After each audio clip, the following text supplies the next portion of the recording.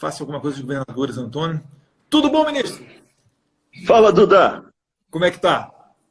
Eu tô ótimo, sou o maior tiozão da internet aqui, cara. Eu levo uma surra nessa história toda aqui. Eu ia até perguntar, há pouco tempo que entrou no Instagram, né? Faz pouco tempo. Tem o quê? Uma semana? Um mês, sei lá. Eu Pô, nem já sei direito. tá com 400 mil seguidores aí, 500 mil, né? Porque tinha um militante nosso, um colaborador, um simpatizante, que ele fez um Instagram que era dele, que ele fez em meu nome. E eu não sabia, tanto é que estava fazendo um sucesso. Daí lá pela Santa ele procurou no Twitter, que eu só tinha o Twitter. Ele falou, quero passar o Instagram para vocês, porque eu até falei, eu não tenho Instagram. Ele fazia aquele chola mais, né? O Cebolinha, E aí Cebolinha, ele passou para mim. Ele passou para mim. Ih, E cuidado, hein? agora Vê post antigo aí, senão o pessoal vai te acusar de antigamente, gabinete do ódio. Vai dizer que. Nessa altura do campeonato, eles me acusam até de ter matado o Caim, o Abel, ter matado tudo que não for possível. O pessoal não te elogia, não, pô. O cara que garantiu o Enem, o cara que descontingenciou tudo, o cara que tá fazendo, Tem muita gente tá que dando elogia. passos pro Enem virtual. A grande maioria elogia, mas tem o pessoal do outro lado que está possuído, né? Isso que você comentou do Enem, é importante até entender por que tanta resistência. Você vê, o ano passado, logo começou o ano, já começaram, né? Folha, não vai ter Enem, um monte de deputado político de esquerda falando não vai ter Enem, não pode. O ano passado, não vai ter Enem, não vai ter Enem, não vai ter Enem. Por quê? Porque se não tiver Enem, você desmobiliza, você quebra a expectativa de 5 milhões de jovens. 5 milhões de famílias na veia são atingidos. E com isso, quando você não tem expectativa, você não tem uma perspectiva, você é facilmente cooptado e você também tem muita... Você fica, né? Eu, por exemplo, por que eu estou aqui? Porque eles destruíram a economia. Eu estava num lugar há muito tempo, tal, eu comecei a ver, tal, e as coisas só piorando, maravilha. Então eu fui cooptado na batalha política. Eles querem fazer a mesma coisa do outro lado, entendeu?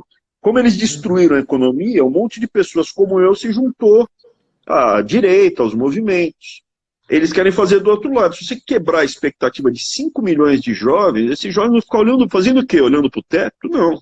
Uma parte deles vai escutar as loucuras que eles falam. Por isso que começou de novo.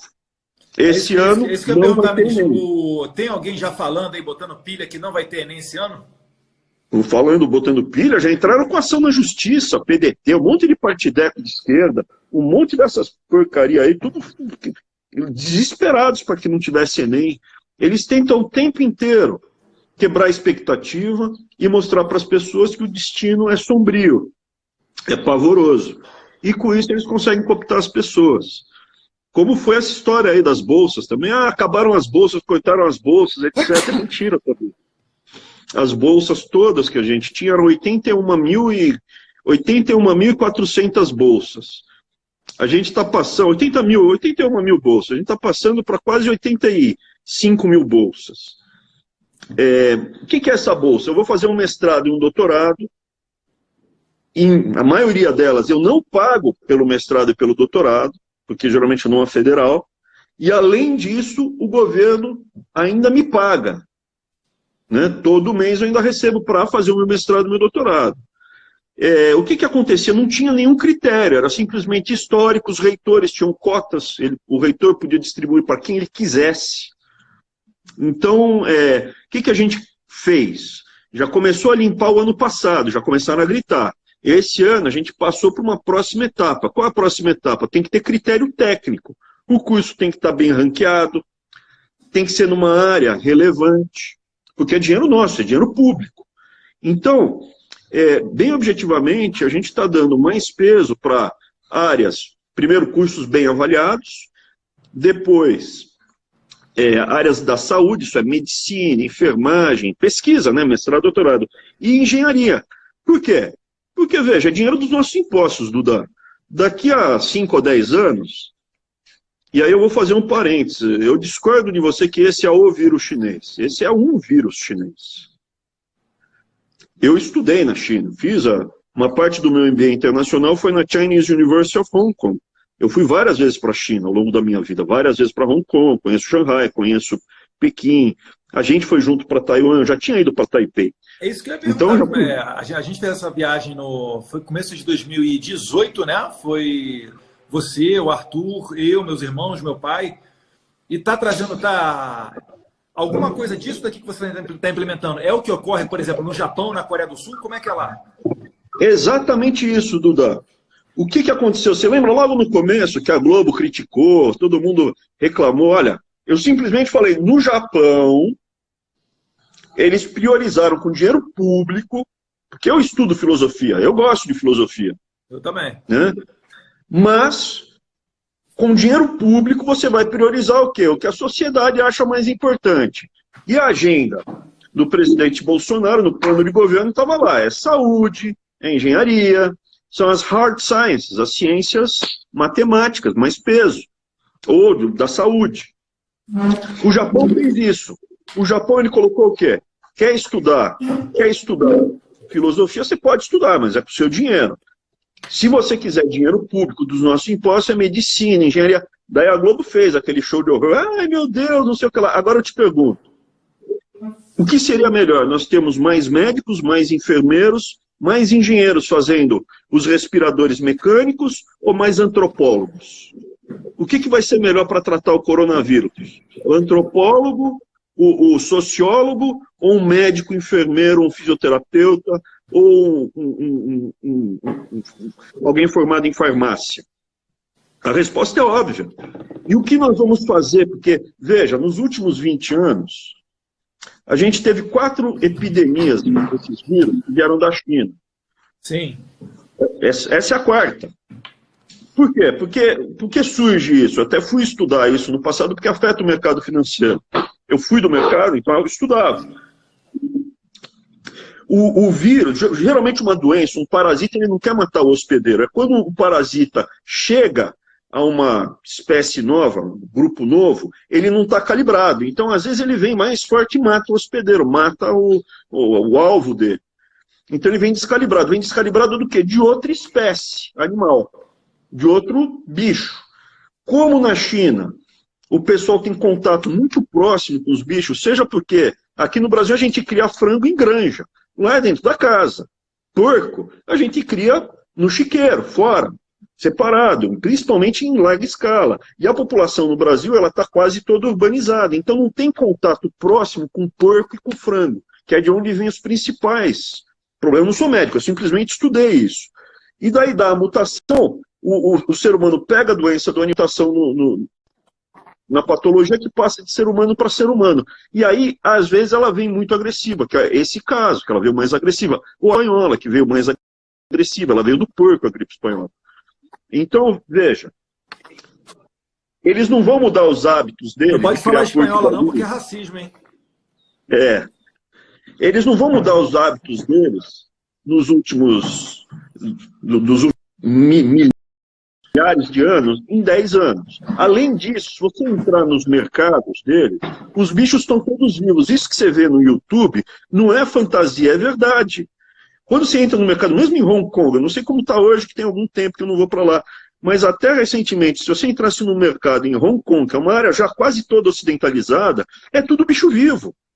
Porque eles acham que o bicho, para você evitar a doença, justamente é matar na hora que vai comer. Então tem sapo, tem a enguia. Você entra, você não acredita. É tudo um monte de bicho vivo que ele pega na hora e que separa.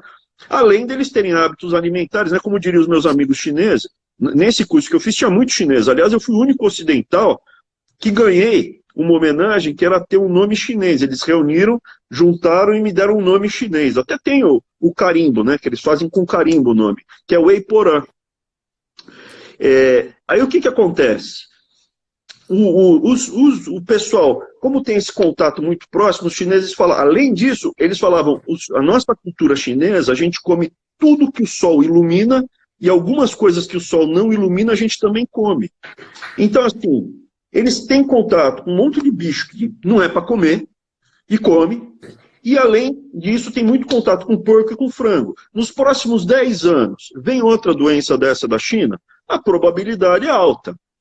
E nós, como nação, como brasileiros, como é que a gente vai estar? Vai estar preparado para a próxima epidemia com mais médicos, mais enfermeiros, mais gente formada em farmácia, mais respiradores mecânicos, mais engenheiros. Vamos tratar a próxima epidemia com mais sociólogo, antropólogo e filósofo. Eu acho que com o dinheiro público dos nossos impostos é a primeira opção. Estava no plano de governo. Então, daí o pessoal fica gritando. Nós aumentamos o número total de bolsas e criamos uma categoria só para cuidar de epidemia, que são 2.600 bolsas só para tratar a epidemia. Então, são 6.500 bolsas a mais do que tinha. Aí aparece o pessoal, mas eu perdi bolsa. Entra de novo, vê lá se não voltou. Meu curso é bem ranqueado. Será que é mesmo? Nota 3, nota 4. Ninguém teve bolsa interrompida, porque é um contrato que você faz com a pessoa. Eu entrei e ganhei uma bolsa para fazer o meu mestrado ou meu doutorado. Durante aquele período, você vai receber todo mês a sua bolsa. Até ninguém teve a bolsa interrompida no meio. É mentira que falaram. O que acontece é as pessoas que tinham a pretensão de começar o mestrado e doutorado ganhando bolsa, pode fazer, com o dinheiro deles. Ganhando bolsa. Em áreas que não são prioritárias ou em cursos mal avaliados, não vão receber. Ministro, eu vi recentemente o documentário do Brasil Paralelo, né? Eles dividiram em 3, então foi uma trilogia, e tinha uma crítica feita através de dados, estatística, não foi nada da cabeça dele, né? De um gaúcho de nome Conrado, né? E ele, como é que é o primeiro nome dele? Fernando Conrado. E ele falava exatamente isso. Ele falava, olha, o aumento no número de vagas para ciências sociais e para a área de humanas chega a ser notório, né? Enquanto que outras áreas você acaba não vendo essa vontade do Estado, no caso do governo federal dos anos do PT, de aumentar. Você acha que na área de humanas é mais fácil para que você ocorra a chamada doutrinação, para que ocorra essa transmissão do pensamento marxista, já que eu posso falar, eu estudei na FRJ e eu só li Foucault, Boaventura, eu fiz fichamento de Karl Marx, mas nunca vi Adam Smith, Mises, Hayek ou quem quer que seja. Você acredita que por trás desse plano do PT existia essa pretensão de aumentar esse acesso à educação para formar apoiadores? Eu não tenho dúvida disso. Eu não tenho a menor sombra de dúvida. Porque daí você pega um cara, ele fica lá 4, 5, 6, 7 anos estudando na Bíblia deles, né?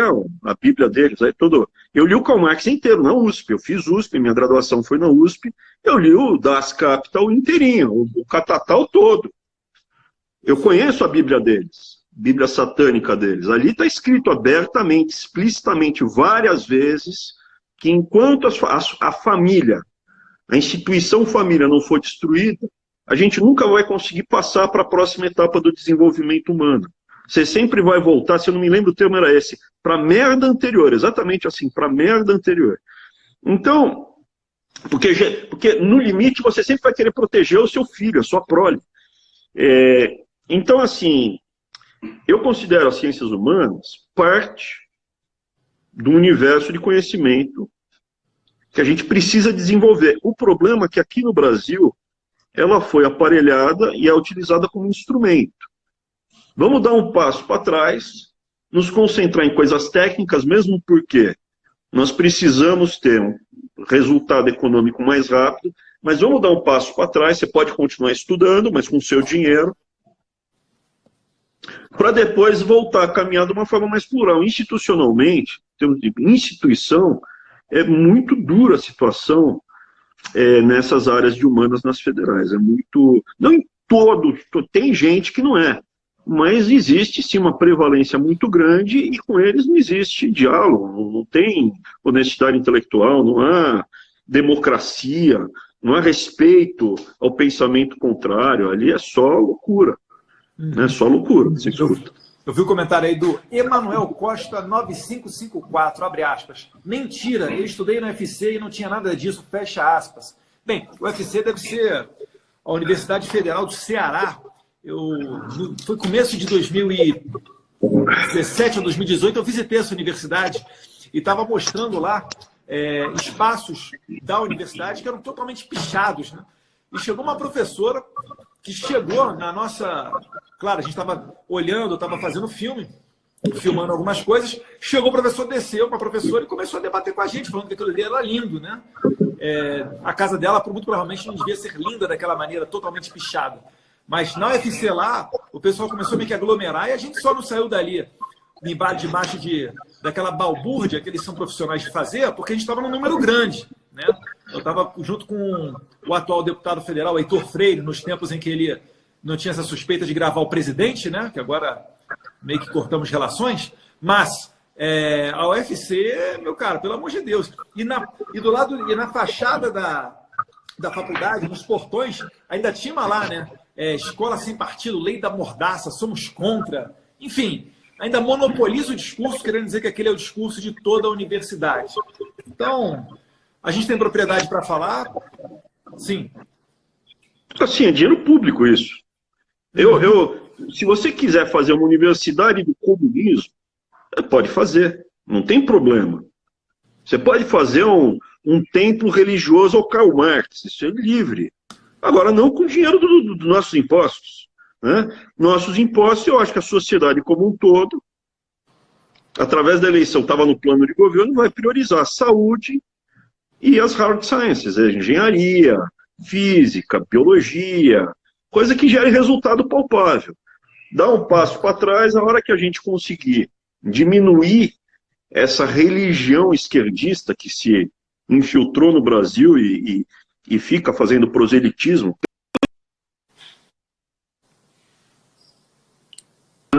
é famoso. Ali na São Francisco, no Lago de São Francisco, da USP, direito da USP, é famosa lá que eles fizeram uma lista onde cada calouro já era tabelado na entrada, é um liberal, eles entravam nas redes sociais para saber, ele é um liberal, porco liberal, esse daqui é evangélico, carola, esquece, para já colocar os caras no ostracismo, e daí tem, esse daqui é nosso alvo, esse dá para ser convertido, esse a gente consegue pegar, e já mandava lá no CA quem ia atrás de quem. Então, assim, é um aparelho que foi montado desde o Fernando Henrique, não começou com o PT. O Fernando Henrique que deu um salto no número de universidades privadas, né? O Fernando Henrique, eu acho que o Fernando Henrique e o Lula, para mim, são as duas faces da mesma moeda, entendeu? Eu acho que não existe um sem o outro. Se eu não tivesse visto já foto e eventos com os dois juntos, eu achava que era a mesma pessoa, só que o Jack and Hyde, né? Um toma o remédio e vira o Lula. Mandar um alô aqui para... Tem dois deputados que estão assistindo a gente, pelo menos comentaram aqui. O doutor Jaziel, que eu fiz uma live recentemente, do Ceará. Grande abraço para ele. Falou aí sobre liberdade religiosa. E outro também que é parceiro ali, o Pedro Lupion, do Paraná. Outro grande abraço. E aí, ó, Rodolfo Ranucci, o Pedro Lupion, deputado muito honrado no meu estado do Paraná. Beleza? Pessoal, uma pergunta, ministro. A gente fala muito de coronavírus e lembra logo, obviamente, da saúde. E acha que o MEC só tem a ver com a educação. Quantos hospitais universitários que o senhor tem e qual a influência do senhor nessa área da saúde? São 40 hospitais na rede EBSER e mais 10 hospitais fora da rede. Tem uma rede EBSER que você tinha o problema das universidades. A universidade ela tem autonomia para fazer quase tudo. É quase como se fosse um paizinho. E aí, quando começou a deteriorar muito as contas das universidades, você criou uma rede de hospitais universitários, eles entregam a gestão e ficam livres do orçamento do hospital. Num primeiro momento teve muita resistência e o pessoal foi entregando a gestão gradualmente. Ainda sobraram alguns hospitais nas mãos dos reitores, mas a gente tem 40 hospitais na rede EBSER e tem mais uns 10 fora. É a maior rede de hospitais do Brasil, a rede de hospitais universitários. Ano passado a gente atendeu 8 milhões de pessoas na rede EBSER. É coisa de tipo 200 milhões de atendimento, de procedimentos médicos diferentes, 60 mil funcionários, é um colosso. É o hospital no Brasil todo. O objetivo inicial de um hospital universitário é formar a próxima geração de médicos. Mas ele tem um produto, né, um serviço colateral importante que é atender a população. Então, nós estamos coordenados lá com o Ministério da Saúde, estamos trabalhando muito próximo, correndo para expandir a capacidade de atendimento. Lá no Hospital das Clínicas de Porto Alegre já foram 100 leitos, já tem até a foto do equipamento chegando. No Brasil todo, a gente foi atrás dos respiradores que estavam encostados, ficaram velhos, já conseguimos recuperar 132 respiradores. Então, assim, é uma corrida contra o tempo agora, para salvar vidas. A gente tem a certeza, né? O vírus está aí, a gente sabe que o vírus não é brincadeira, mas a gente também tem como certeza que esse confinamento não vai durar para sempre. Né? Algumas pessoas estão achando, algumas autoridades estão achando que a gente vai conseguir durar até o final de abril dentro de casa. Meus caros, quem tem condição de ficar dentro de casa até o final de abril ainda, eu acho que é uma meta, vamos dizer assim, ousada demais, se você acha que ela vai ser cumprida, porque antes da lei, antes de uma determinação, o ser humano tem as suas necessidades vitais. E uma hora isso daí vai virar à tona, como já começa a vir, né?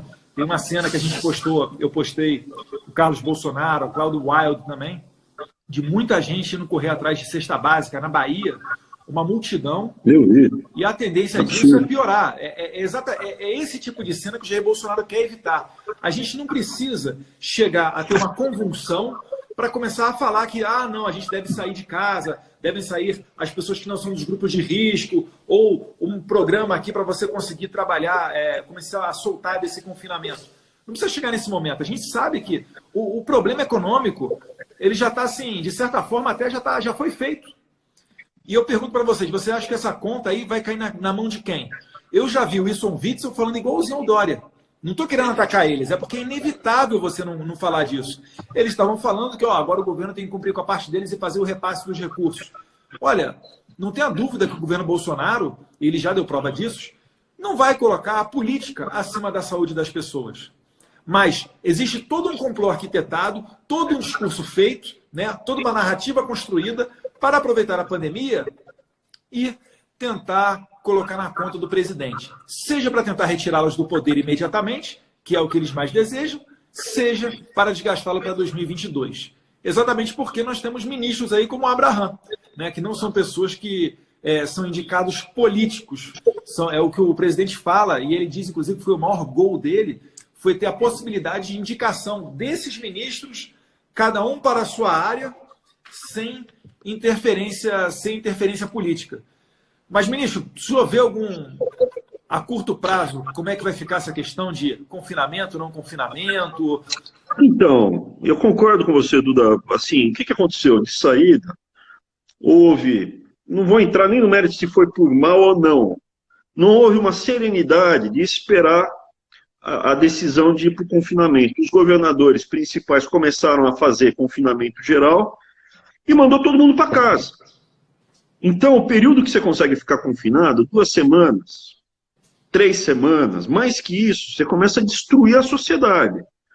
Se eles tivessem esperado um pouco mais, ou feito por etapas, olha, cidade grande, onde tiver transporte público, a gente vai mandar para o confinamento quando tiver 30 casos confirmados, 20 casos confirmados. Então, São Paulo, agora Barra do Turvo, Cajati, Jacupiranga, Barretos, vamos para outras cidades, vamos lá.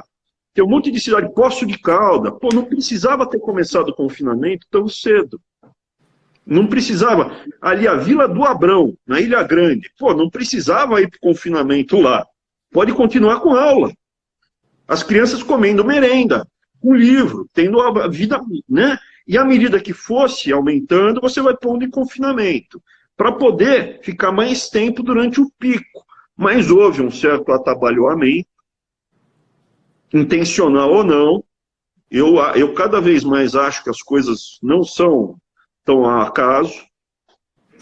E eu não sou um teórico da conspiração. Eu lembro muito tempo atrás que a gente chegou a conversar. Eu no começo, antes da internet, não acreditava no Foro de São Paulo. Não é possível que exista uma organização supranacional para interferir nos destinos de estados soberanos. Isso é criminoso. E tinha Foro de São Paulo aberto, recebendo dinheiro, tudo quanto é lixo. Então, voltando.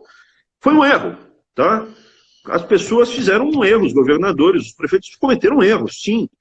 E é importante que as pessoas saibam que o presidente pode muito, mas não pode tudo. O governador, ele tem autonomia sobre as escolas estaduais. O prefeito tem autonomia sobre as escolas municipais. Eles têm autonomia sobre as polícias dele. Aí, depois da decisão, a gente tenta conduzir e encaixar. Mas o que houve, sim, foi atabalhoado, e agora está aí com preço. E quem paga não é o governo federal, somos nós brasileiros, porque isso é imposto. Ah, imprime dinheiro, vem inflação. Gente, se todo mundo ganhar R$1 milhão e não tiver pão na padaria porque a padaria está fechada, o pão que tiver disponível no supermercado, aquele saquinho de pão, vai custar R$100 mil. É assim que funciona a economia. É a quantidade de bens disponíveis e o dinheiro em circulação. Então não existe mágica. A época do voodoo acabou. Você vê que fizeram voodoo nesse confinamento agora, e a gente está pagando populismo, né, esse populismo barato, a gente está pagando o preço. A gente poderia ter começado esse confinamento, em alguns casos, agora. Né? Pô, Barretos precisava ter começado o confinamento, lá, pega outra cidade, Sorocaba precisava fazer confinamento na mesma época que São Paulo. Se você não tem metrô, não tem trem, e não tem ônibus público, já diminui muito a transmissão. Então, assim, se você me perguntar, foi um erro? Eu acho que foi. E agora a gente tem que sair desse nó. Como? O governo Bolsonaro, quando começou a epidemia, começou a soltar dinheiro, por exemplo, para o MEC poder comprar equipamento e comprar material para a epidemia. Isso foi feito no dia 12 de março. A gente soltou 500 milhões para as escolas comprarem gel, sabonete, água sanitária e papel toalha, para quando as crianças voltarem, ter um ambiente menos contagioso possível. As crianças vão voltar, e não vai ser daqui a 6 meses, vai ser em algum momento em breve, eu espero. Soltou 200 milhões para os hospitais comprarem equipamento, reforçar, por exemplo. A gente contratou a mais, na rede EBSER inteira, de hospitais universitários, 6 mil profissionais. Foi soltado o dinheiro e autorizada a contratação de temporários. Por quê? Porque é uma guerra, então chegou o vírus. Os profissionais da saúde que vão tratar os doentes são os que vão ser mais contaminados, que mais vão cair. A gente vai perder muito soldado nessa guerra na área de saúde. Então já foi feita a seleção, acabou a seleção, já deu mais de 100 mil pessoas se inscrevendo, então a gente vai conseguir contratar 6 mil profissionais a mais, para quando começar a médico e enfermeiro tombar de doença, ou alguns vão morrer, inclusive, a gente conseguir repor.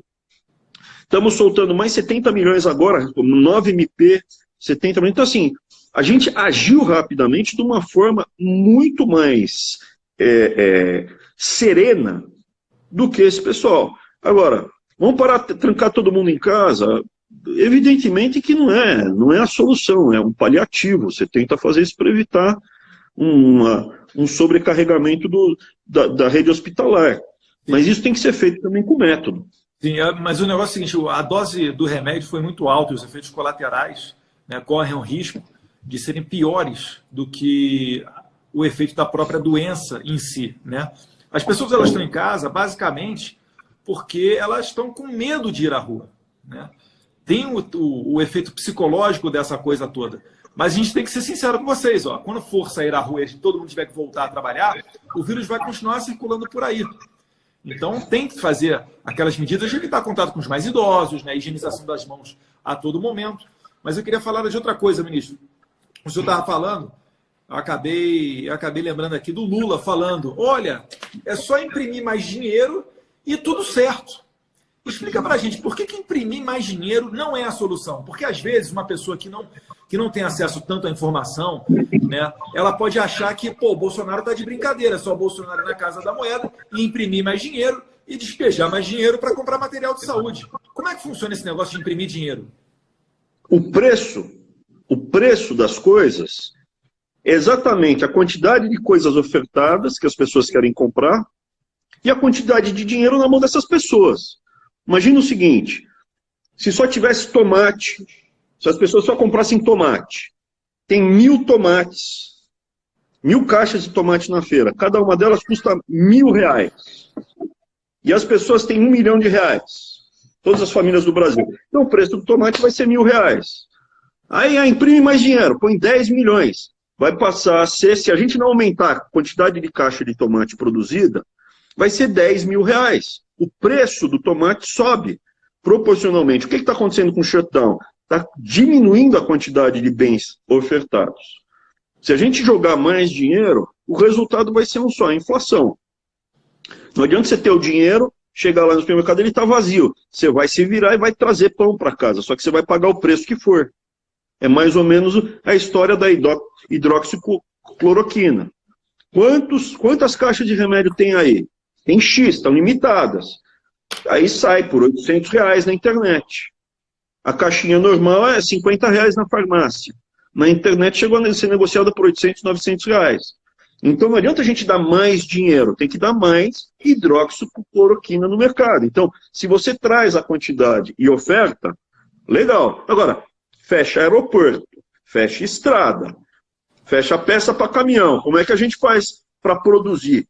Esses caras, esses governadores que estão cantando de galo, atrapalharam muito a EBSER para conseguir as peças para fazer os respiradores. Te dou esse exemplo. Se eles fossem um pouco menos atabalhoados, a gente teria mais respiradores hoje do que a gente tem. Por quê? Porque atrapalhou sim. Isso fala assim, pô, mas tem que fechar porque o caminhoneiro fechado na boleia dele vai na cabine do caminhão dele, vai contaminar quem, cara? Ah, quando para no posto. Pô, mas o contato é limitado, pô. Uhum. Onde contamina é na estação da Sé, é num trem. Só que essa tigrada que governa o Brasil nunca andou de trem. Você consegue imaginar o João Dória entrando num trem em São Paulo às 6 horas da tarde? Até capaz de entrar, né? Porque vai gostar. Mas é verdade, né? O pessoal apresenta cada solução. É uma experiência antropológica. É uma experiência antropológica, porque ali você tem literalmente troca de fluidos. Entendeu? O trem em São Paulo, na hora do rush, é loucura. O metrô em São Paulo, na hora do rush, pô, você tem que ir para Zona Oeste para entrar no vagão para ir para Zona Leste. Ali é loucura. Agora, pô, o cara no caminhão não faz fechar a borracharia. É papo de maluco. Quer parar o país. Ou é mal intencionado, aí eu te falo. Alguns são mal intencionados. Tem uma rede de televisão, e você sabe de quem nós estamos falando, que ela não sobrevive até 2023.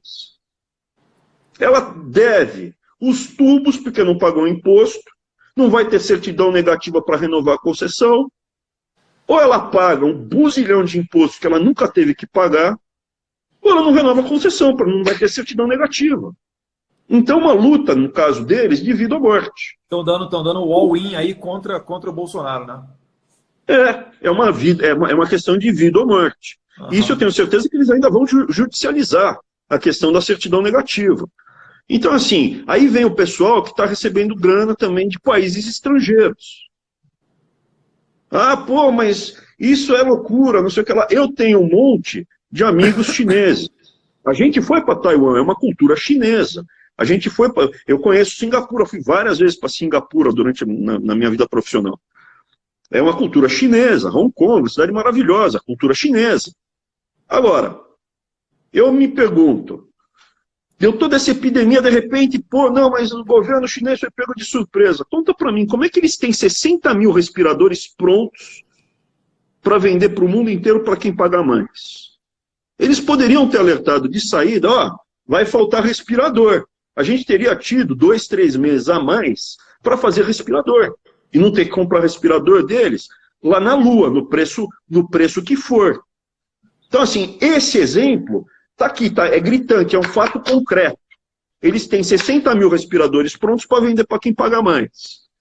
Aí, será que também eles não fizeram liquidez durante esse período, sabendo que ia dar um mega problema? Será que eles não foram juntando caixa, saindo de posições do mercado, esperando afundar para depois chegar em empresas e famílias privilegiadas, por exemplo, no Brasil, vale a pena fazer esse levantamento, e dar dinheiro? Então, assim, infelizmente, eu consigo ver uma possibilidade de maldade nesse movimento. Não acho que tenha sido um vírus feito em laboratório, não acredito nisso. É aquilo que a gente conversou. Mas esse movimento de segurar a informação e se preparar depois para a crise mundial, eu acho que talvez... Quando eu vi que eles tinham 60 mil respiradores para vender prontos, eu falei, poxa vida, poderiam ter avisado para o mundo inteiro que ia faltar respirador. E a questão vai um pouquinho além disso, né? Aquelas suspeitas, vamos tratar como suspeitas, né? Matérias do New York Times, Washington Post, Fox News, Newsweek, Foreign Policy, BBC, Folha de São Paulo, Globo, mostrando as prisões dos médicos que estavam exatamente denunciando o coronavírus no começo. Isso daí é muito suspeito, né? Essa questão. E como bem dito, sim, ministro. Você está tocando no ponto que eu acho que é muito dramático. Num período muito curto de tempo, coisas que a gente tinha tranquilidade, como comércio internacional, liberdades individuais, hoje são tudo pontos de interrogação. Olha no caso, comércio internacional, deixa a China produzir, a Índia produzir a química fina para os nossos remédios. Deu problema para a gente trazer mais hidroxicloroquina agora no curto prazo. Vai ter hidroxicloroquina para todo mundo. Mas é uma vulnerabilidade. Outra coisa, direito de ir e vir. De uma hora para outra, tiraram meu direito de ir e vir. Minha profissão, eu não posso exercer minha profissão. De uma hora para outra ela foi embora. A minha propriedade privada, boca e roto invadindo propriedade privada para pegar a coisa dos outros. Do nada. Então, assim, o que é a agenda? Já subiu, o governo está no jornal. Vamos fazer uma Constituição Mundial. Vamos agora aumentar o tamanho do Estado. Ó, aproveitar na live. Esse livrinho aqui, ó, leitura indispensável, Revolução dos Bichos, George Orwell. Eu li a obra toda dele. 1984, são os mais famosos, George Orwell. Mas se você já leu os dois, começa com a Revolução dos Bichos. Isso daqui para criança ou para adulto? Eu me livrei do comunismo quando eu era pequenininho. Por quê? Eu tinha uns 10 anos, eu estava numa quermesse de festa junina. E estavam vendendo livro velho usado. E tinha um Revolução, um menorzinho ainda, edição de bolso, bem pequenininho. Aí eu vi o livrinho, Revolução dos Bichos. Esse daqui quem me deu foi um amigo meu, Christopher Johnson. Porque toda vez eu tenho um livro, eu vou passando adiante, a pessoa não conhece, eu dou o livro, eu vou doando livros que eu acho bons. Mas esse daqui não, porque ele foi um amigo meu que me deu. Aí o que acontece? Eu perguntei, quanto é que custa esse livro? Era como hoje, R$1. Eu falei, eu puxei R$1 do bolso, comprei o livrinho, eu pus no bolso, com 10 anos mais ou menos. Eu cheguei em casa, eu comecei a ler aquilo, meu Deus do céu. E ao longo da vida, o George Orwell foi um companheirão. Então esses dois livros são fundamentais. Começa com isso aqui, tanto para adulto, dá para ler tranquilo, para criança pequena. Os meus filhos, eu li para os meus filhos. E aqui, em 1984, isso aqui é leitura básica. Mas o George Orwell, ele era brilhante em todos os aspectos. Você pega, por exemplo, né, esse daqui que ele conta as experiências dele de mendigo, porque ele não era um cara elitista, ele era um cara que no começo era socialista, ele era de esquerda. E ele não gostava dos ricos, dos nojentos, esse pessoal que passa botox na cara, pinta o cabelo e usa calça apertada sem cueca, né? Calça branca apertada sem cueca. Ele era um cara simplesão, ele gostava das pessoas. E ele escreveu como é que ele virou mendigo e seguiu uma vida de mendigo na Inglaterra, contando como é que era a vida, ou de pobre em Paris. Mas um livro que é marcante, qual o livro que eu acho que você, na ordem? Primeiro, a Revolução dos Bichos, 1984, e para você entender a transformação, que é a homenagem à Catalunha. O que aconteceu? Em 1936, você tinha a Revolução Espanhola, que era o Franco fascista, o governo republicano comunista e stalinista, e na Catalunha era o movimento anarquista. Partido Obreiro, que chamava lá, e o George Orwell foi se alistar como voluntário, ele era inglês, saiu da Inglaterra e foi lutar como voluntário com os anarquistas. E ali na luta, na Guerra Civil, o que aconteceu?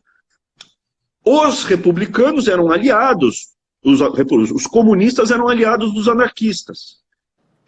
E os anarquistas não gostavam muito do estilo totalitário dos comunistas. Os comunistas pegaram e deram um golpe nos anarquistas e começaram a matar e perseguir os anarquistas. E o George Orwell, lutando nas trincheiras contra os fascistas do Franco, ele viu isso. E ele ficou revoltado com o comunismo.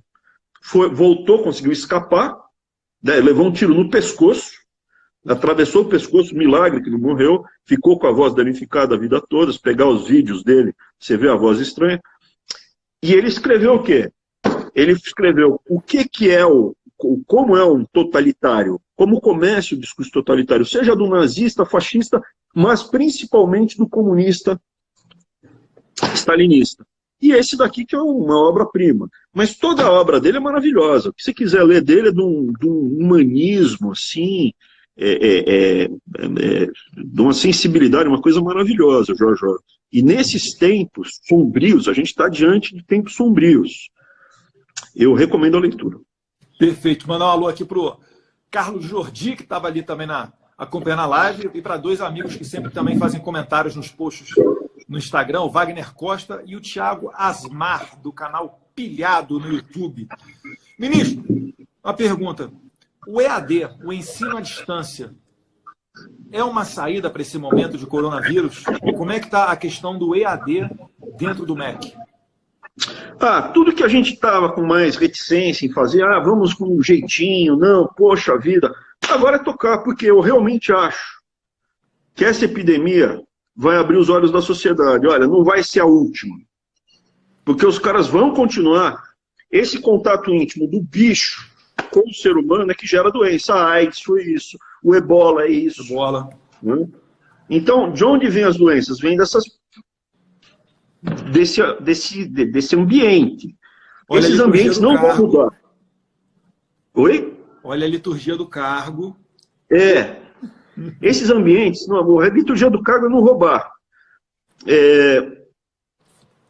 Esse ambiente não vai mudar nos próximos 5, 10 anos. Então vem outra peste para bater o Brasil.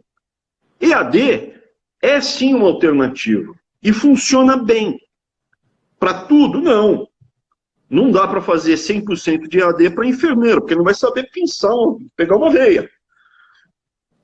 Veterinário também não dá. Agora, tem um monte de curso que dá para fazer EAD. Inclusive homeschooling também. Inclusive EAD para o ensino fundamental, ensino médio, ensino técnico. EAD, eu acho que é um dos caminhos. Agora vai diminuir um pouco a resistência. A gente tem mais argumentos para bater. Vamos continuar. Porque é óbvio. Por que as pessoas são contra EAD? O sindicato é contra EAD. Os sindicatos são contra a EAD. Desde a Comissão de Educação na legislatura passada, tinha o professor não está dando dele. A deputada do PCdoB que era a maior resistência com relação ao EAD, né? E a gente sabe o que tem por trás. Inclusive, o que acontece? Nessa epidemia, a gente flexibilizou os 200 dias letivos, a carga horária está mantida, isso é, onde a gente conseguir lutar para as crianças não perderem o ano, a gente vai lutar, porque o objetivo da Tigrada é quebrar a expectativa. A pessoa perdeu o ano, o objetivo deles abertamente é esse.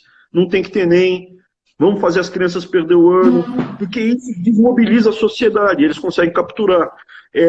Uma coisa importante, a gente flexibilizou muito o EAD, já está rolando isso, e tem também os cursos do professor Nadalim, que é o secretário de alfabetização do MEC. Ele foi considerado o melhor alfabetizador do Brasil, isso ainda durante o governo passado, hein? Com técnicas modernas, eficientes, utilizadas nos países que tiveram melhor desempenho, como Portugal. E ele tem um material amplo para o pai e para a mãe, não é só para o professor, para os pais e para as mães poderem acessar no MEC, online, esse material para ajudar os filhos nesse momento que eles estão em casa. Eu acho que essa crise tem muita coisa ruim, mas uma coisa boa é trazer um pouco da percepção de responsabilidade, que o destino das famílias está na mão dos pais e das mães. Uhum. Uma das perguntas saideiras aqui, ministro, algumas pessoas comentaram a questão de escolas militares, INE, ITA, AFA e etc. Tem algumas perspectivas de aumento de vagas? Acho que recentemente o senhor esteve lá em São José dos Campos, no ITA. O ITA vai dobrar o número de vagas, é a primeira vez desde que ele foi criado. Vai ser dobrado durante o governo Bolsonaro. Uma parte do aumento já sai esse ano, no próximo vestibular. Nós estamos criando, ainda está um pouco cedo, mas eu vou dar um furo aqui. A gente está criando institutos novos. Em breve a gente vai poder anunciar isso, Duda, mas agora se eu anunciar, o pessoal vai vai estrelar. Então tem que esperar um pouquinho, tá no forno para sair institutos novos, tá? Militares, no estilo IME e ITA. Uhum. Não, perfeito. Vinícius, a gente já está chegando aqui a quase 1 hora de live.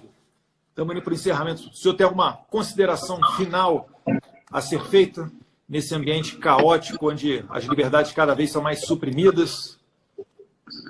Só uma. Pô, Duda, por que esse formalismo? É a liturgia do cargo, me chamando de senhor e Abraão, sei lá, Abraão. Aí. Poxa vida, para que esse formalismo todo? É automático. É que nem quando eu estou com meu pai em público, etc., eu falo senhor, presidente. Aí acaba que ele bate no automático. Mas desculpa, tá Ali.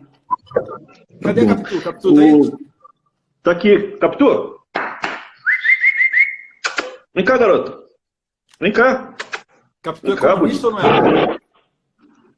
Não é, não. Parei de brincar disso, cara, porque ofende as pessoas que perderam as famílias. A gente mistura uma coisa fofinha com... Aqui, garoto, aqui. A Capitu, bonita. Tá aqui, ó, aqui, a Capitu. Bonita.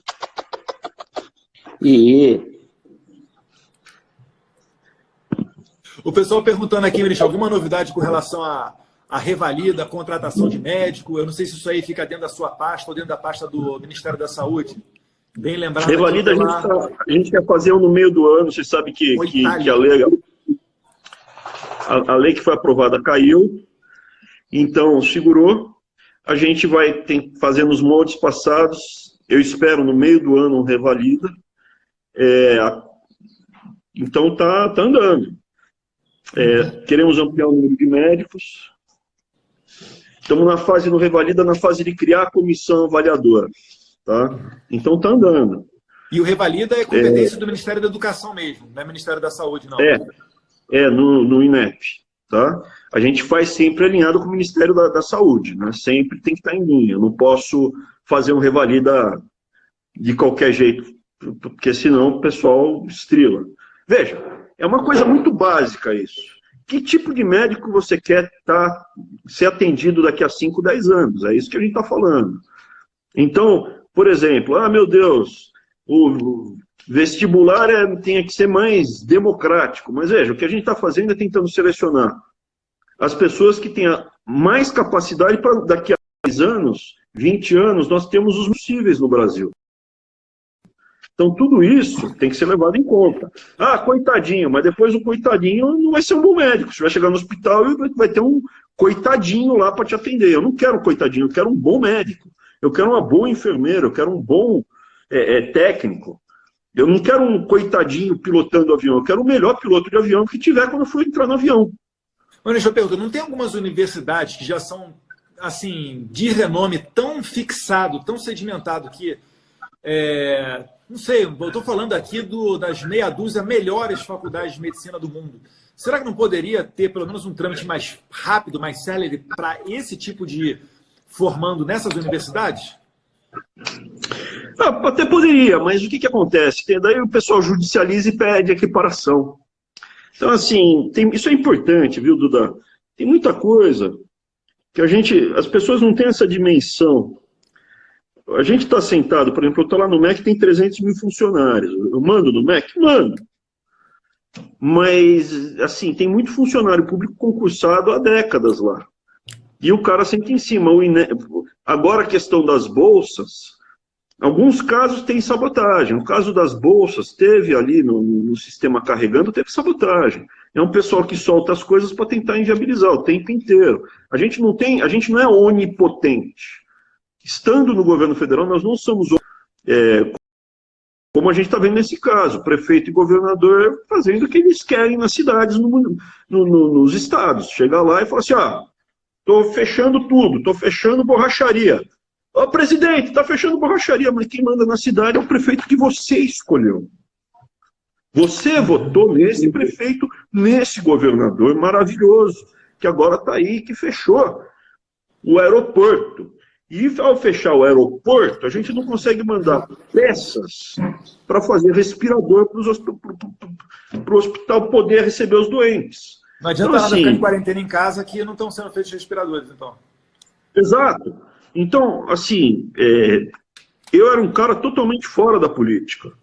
Eu não tinha contato com a política, eu vivia, eu sabia como era Brasília, acompanhava de fora, tenho quase 50 anos, mercado financeiro, diretor, não era exatamente uma pessoa que não acompanhava. Mas a situação aqui em Brasília é muito pior do que eu imaginava. A quantidade de interesses, de grupos, de aparelhamento, de pressão é gigantesca. E a gente não é onipotente. Muitas vezes fala, ai meu Deus, está indicando o reitor aqui que é ruim. Mas na lista tríplice é assim, é PCdoB, PCO e PSTU.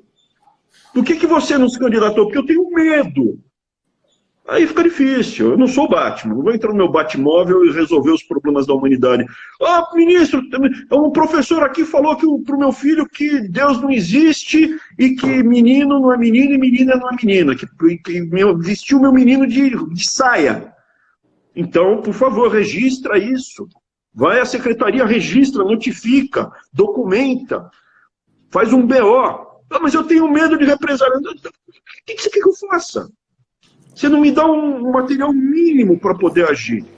Então, se as pessoas não se mobilizarem, não se politizarem, se não lutarem pela liberdade, a gente está indo sim para a servidão. As pressões são enormes. A gente sozinho, os brasileiros, o que segurou o Brasil foi o pessoal sair à rua. Senão a gente tinha... Essa eleição era outra. Uhum. Passou uma pessoa ali fazendo um comentário, falando, o Witzel veio do nada, ninguém sabia de onde é que ele vinha. Foi um tiro mais ou menos no escuro, né? Mas também, pessoal, falar, não se desanimem não com essa questão de eleger políticos que não eram tudo aquilo que pensávamos, né? Ou que tenham trocado de lado durante o decorrer do mandato. Isso é natural, sempre vai ter, né, o joio aí no meio do trigo. Cabe a nós continuar a fazer a peneira, selecionar outras pessoas. Você pode ver, o Brasil está passando por um processo de amadurecimento. Em 2013... nós quebramos aí o monopólio da esquerda nas ruas, naquelas manifestações de junho de 2013. A direita percebeu que, olha, dá para a gente ir para a rua, reivindicar, e o político tem medo de povo na rua. Opa, beleza. Com essa garantia, com essa firmeza, em 2016 nós retornamos à rua e retiramos a presidente mais corrupta, não só do Brasil, mas de como todo o planeta Terra, sem quebrar nenhuma janela. Vocês lembram as manifestações? As manifestações eram as senhorinhas cumprimentando os policiais militares, sem problema nenhum. Em 2018, a gente elegeu um presidente que não chegou a gastar nem perto de $1 milhão na sua campanha.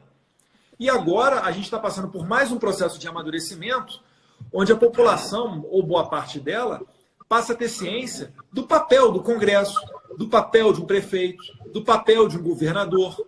Então, eu quero crer que realmente em 2022 ocorrerá uma renovação ainda maior e a gente siga nesse caminho, né? Assim eu quero crer, se não mudarem a regra do jogo no meio do jogo. Mais ou menos por aí. Eu acho que é o seguinte, Duda. Revolução Americana, eles conseguiram ficar independentes, salvar o país. O país é nosso e a gente vai mandar no país. Não é? O país não é dos outros, é nosso. Dos brasileiros. Não é dos chineses, não é da família Marinho. É nosso. Eles começaram a Revolução em 1776. Eles ficaram 10 anos lutando para conseguir terminar.